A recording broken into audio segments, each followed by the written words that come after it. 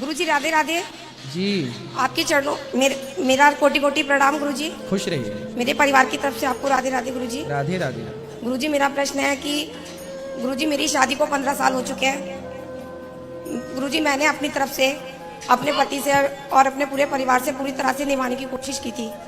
गुरुजी आज भी मैं उन लोगों को दिल से प्यार करती हूँ, पर गुरुजी वो लोग मुझसे बहुत नफरत करते हैं। आए हैं?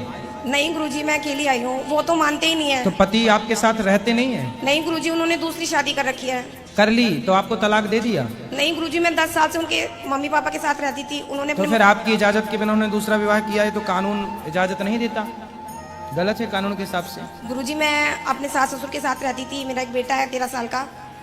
तो गुरुजी अब उन्होंने मुझे अपने घर से भी निकाल दिया है। अब गुरुजी आप बताइए मेरे लिए क्या रास्ता है। तो आपने अपने पति से बात की, उन्होंने ऐसा क्यों किया, क्या कहना है उनका? गुरुजी वो शुरू से बस यही कहते हैं मुझे तेरे साथ नहीं रहना। तो फिर विवाह क्यों किया था उन्होंने? कहते हैं मैं छोटा था, 18 साल का था, मेरे अंदर दिमाग नहीं था। तो दिमाग नहीं था तो फिर बच्चा पैदा क्यों किया? वही गुरुजी उनके आगे कोई जीत नहीं सकता ना।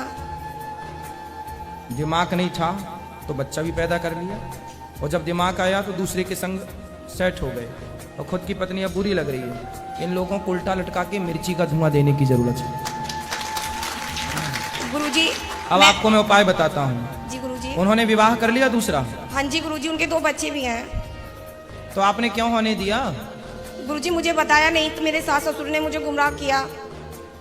तो पुलिस कंप्लेंट करिए, पुलिस का सहयोग लीजिए आप। और गुरुजी मैं 15 साल से अपने ससुराल में रहती हूँ, तो मेरी ननद मेरे सास सब कहते हैं कि मैं लालची हूँ इसलिए उस घर में रहती हूँ। मेरे को प्रॉपर्टी का लालच है। तो वो अपनी दूसरी पत्नी के संग रहता है, 2 बच्चे हो गए उसके, और आपने कोई ऑब्जेक्शन नहीं लिया? नहीं गुरुजी मैंने सोचा चलो जो ये कर रहा है वो कर रहा है, मेरा कर्म है, मैं अपना कर्म निभा रही थी गुरुजी।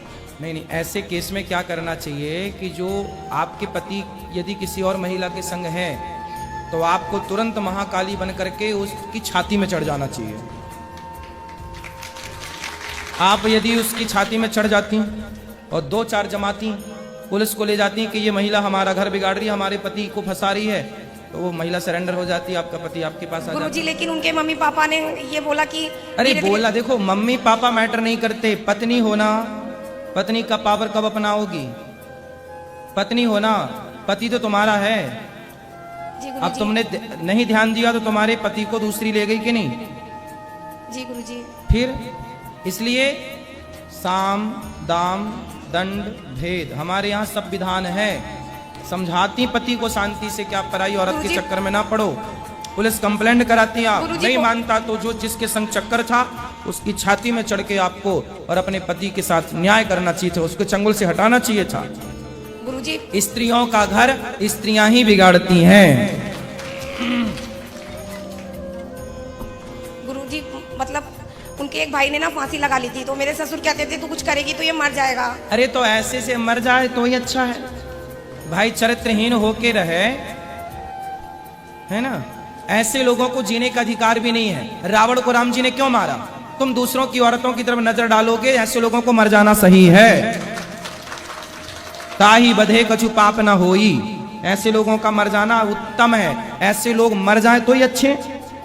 जो पराई औरत पर नजर रखे, जो पराई स्त्री अपनी पत्नी के होते हुए पर नारी के साथ संबंध रखे ऐसे, और जो स्त्री अपने पति के होते हुए पर पुरुष पर नजर रखे और संबंध रखे पर पुरुष से, ऐसे स्त्री पुरुष को जीने का कहाँ अधिकार है? चरित्रवान बन के जियो। चरित्रहीनों को तो रावण जैसों को राम जी ने मार ही दिया था।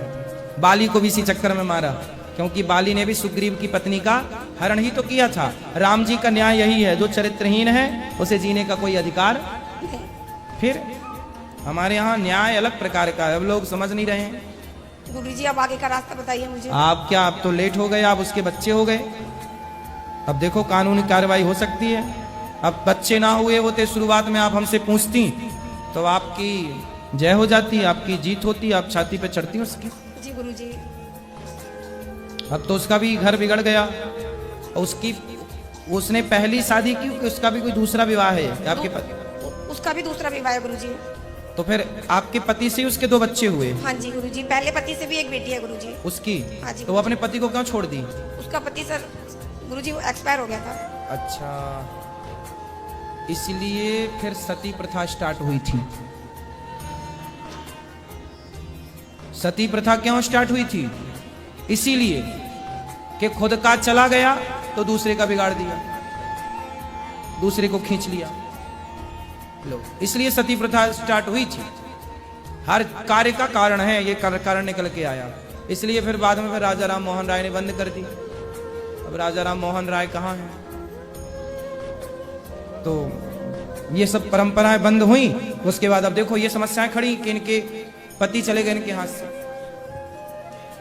गुरुजी मतलब सब लोग कहते हैं मुझे दूसरी शादी करनी चाहिए, लेकिन मैं नहीं करना चाहती गुरुजी। ये सलाह तो हम आपको नहीं देंगे।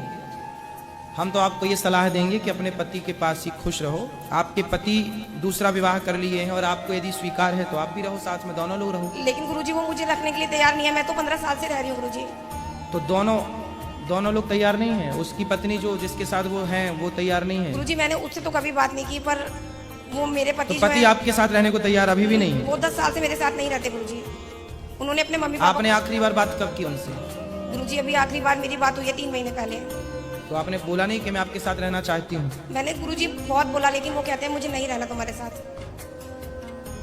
फिर अब आप बताओ क्या करने का मन है आपका? गुरुजी मैं सिर्फ कान्हा जी की सेवा करना चाहती हूँ। हाँ तो करो, ठीक है गुरुजी। भगवान के आश्रित रहो। ठीक है गुरुजी, धन्यवाद गुरुजी। खुश रहिए।